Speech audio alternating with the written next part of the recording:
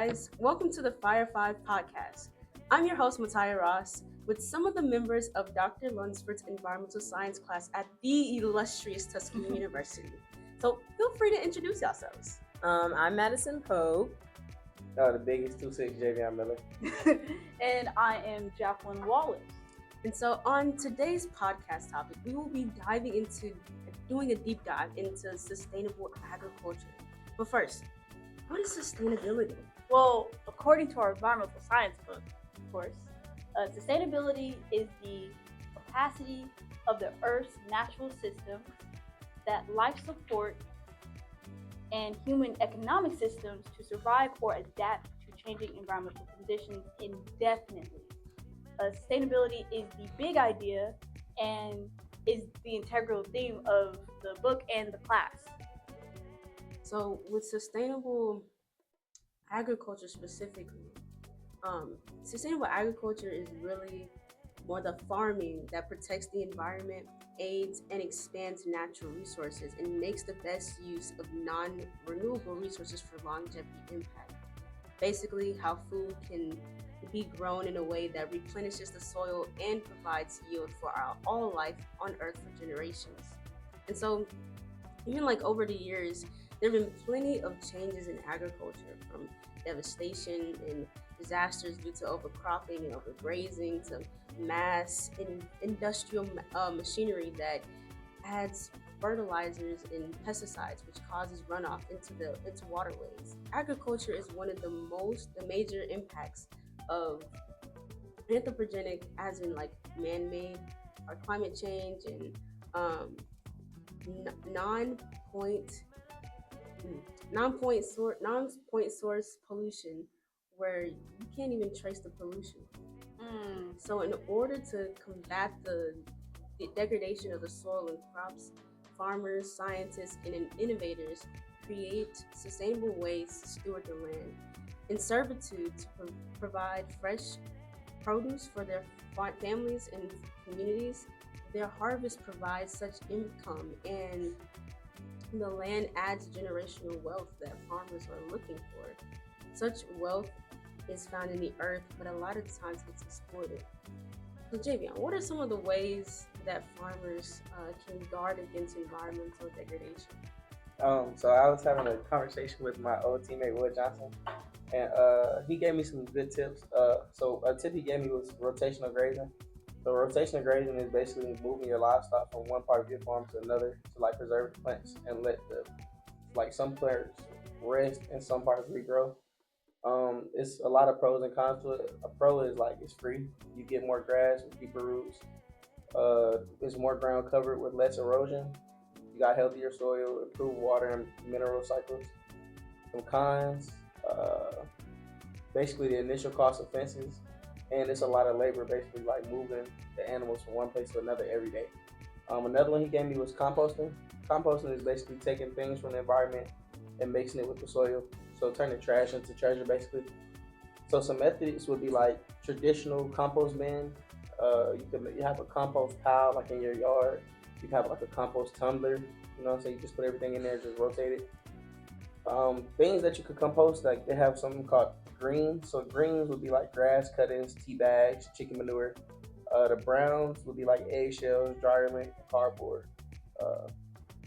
Basically, but with the rotational grazing, you don't want to let the animals overeat, and it's good to move them every day. So with those kinds of solutions, because not everyone has, access to those resources and those things that you're talking about. So like, Jacqueline, could you like explain some of the ways that the government implements policies to assist farmers that don't have as much resources? A lot of the time when we think of resources, it is money. And most of it is money. Mm-hmm. I wouldn't do something in work if someone's not paying me to do it. And so, especially when like farming is a job, someone's not paying you to farm sustainable, and there's a cheaper, inefficient way to farm that's not sustainable, then 9 times out of 10, You and I are going to go with the non-sustainable option. So subsidies could help a lot with farmers when it comes to farming sustainable. And especially if we're looking at a hard work definition of sustainable and sustainability. And we need to think about, you know, going from the dirt to the mouth. How are these farmers going to be able to grow enough food to give to everybody? How is this food going to get to everybody? And how is everybody going to have access to this food? And so when farmers can't sell all their crops, they let it rot on the farm. Well, there needs to be incentives to have that not happen. And the main one of those is subsidies. Right. Yeah. You're on point though. That's real. I agree. Oh, that's good. So like with those, because those kinds of things come into play with like farmers sometimes have like a lot of preconceived notions and issues. So like what have you found that like farmers think about the new technology now with Well, to tie back to what Jacqueline said, a lot of farmers, specifically new farmers, have a hard time to gain access to the newest technology. So they're stuck doing older methods of farming that may not be as sustainable or profitable for farmers nowadays. And a lot of new farmers don't have the knowledge, so it's also an educational thing. Like they don't know how to take care of their farms like as a business, but they do it more so as a hobby. But they have to learn how to adapt to other environments because we have climate change and droughts and all that jazz. So we really need to educate these farmers and like help provide for them, like services like the farm services agency program that helps farmers gain like money or loans to help support their farms and supply, and actually gain workers to actually work on the land, because that's also a hard thing for farmers to get. I'm gonna piggyback back off of what you said, and a lot of it is just outreach. And so Tuskegee University is very big on extension. We had one of the first extension agents on campus, y'all may know. And so when we think about the outreach, we can also think about it in the element of extension with education, extension with resources, extension with like, you know, not all farmers can test their soil because soil testing is expensive. But when they go to a extension agent that can test soil, it starts to become easier to get a gauge of how your soil is doing, and that can nourish their food and all that. Yeah. and even that impacts like health and stuff as well, because when people have access to fresh produce and those things, farmers need to know where our food comes from, and so that's very important when it comes down to not only educating the people but also feeding the people so that they can live. Like you need food on a daily basis, and so having good healthy food and healthy people cause for long life, so that also helps. So y'all like agree with organic farming? Oh Yeah. Organic farming is a different thing because like when we're talking about sustainable farming, organic farming is a different type of farming entirely. You So give me an example, like break it down a little bit. that's the okay. So basically with organic farming or with like regular farming, right? So organic farming is like the idea that that with specific organic methods we can farm sustainably. So that's like not using GMO seeds or something like that. Okay. Or like not using pesticides and using ladybugs instead.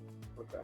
And while it has mostly good intentions, it is hard to feed the world with organic farming Okay. because a main trouble with farming organically is the how much it takes, how much it costs versus how much you make. Mhm. And so when you're at a deficit on how much it costs a lot to organic farm, and then versus how much you make, you're not going to want to do it. And so, Yeah, if you lose more money than you make, then No it's point. not going to last a long time and help sustain your farm. Right. That farm is not going to last. So how could we do sustainable? Like, how could you see sustainable agriculture impacting our future in ag? that is a great question.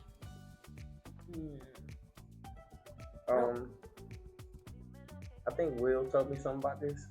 He was like, it relies on the farmer and seeing the need of the ethical and healthy way. He said something about non-selling.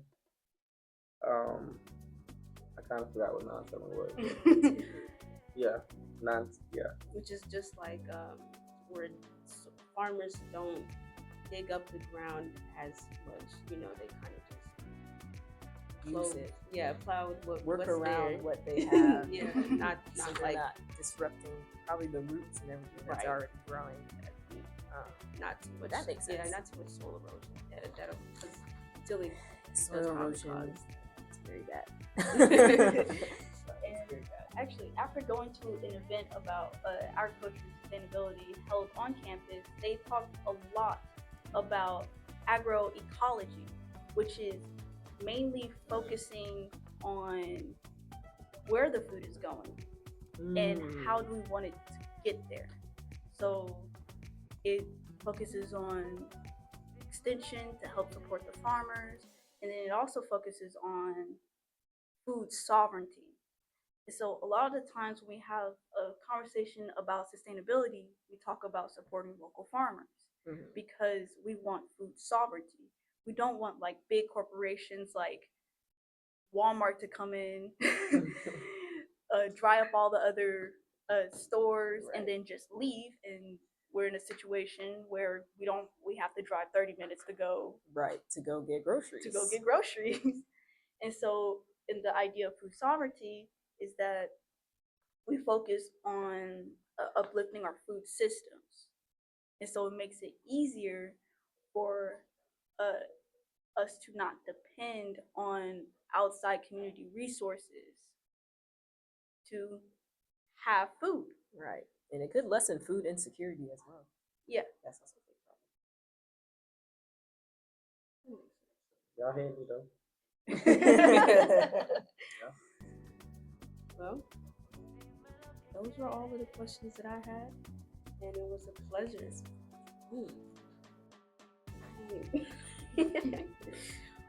Also, shouts out to our sponsor, The Ski Garden Club. Come up, right? sister. Come up so We they have can hear you. a sponsor for today's podcast. I'm honored to sponsor this video. I'm Dawn Earls, the president of the Cengage Garden Club. And the Garden Club is just an opportunity for people to come and volunteer with local farmers and support those local systems of people growing food.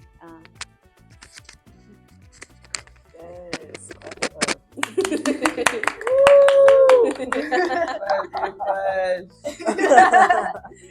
OMG.